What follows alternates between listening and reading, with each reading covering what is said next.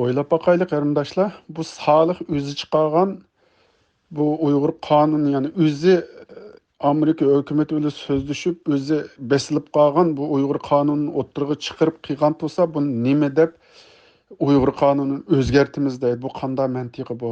Moshunimi o'ylamay, bu sharafsizlar shu yerdan qusur tepib, anadan qo'ymislar bo'lmadimi imzoni atmislar buni bizdan majburlamagan ekan.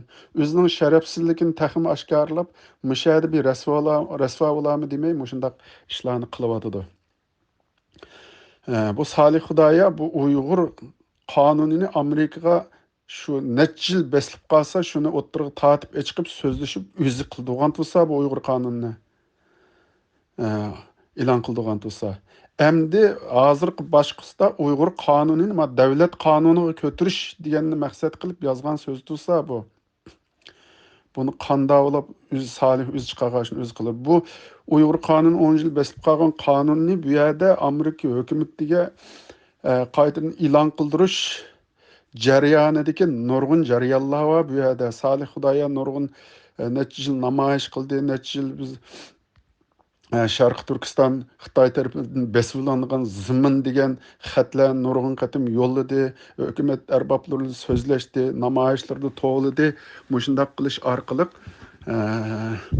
oxiri shu ishni ochib kirib, shu Uyg'ur qonuni besilib qolgan qonunni tepib chiqib e'lon qilg'izdi.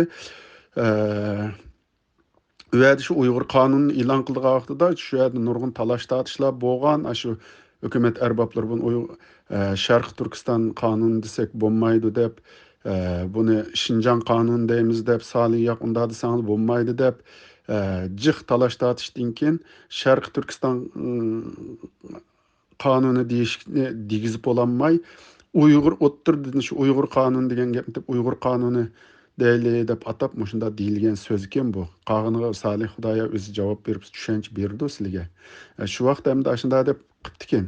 Endi mana Sharq Turkiston degan bir davlatning davosini qilayotgandan keyin bu qonunni Sharq Turkiston qonuni darajasiga ko'tarish degan bir ma'noda deyilgan gapni bular mushunda sharafsizlarcha to'lg'ab nurg'un xalqni fasodga solib etdi.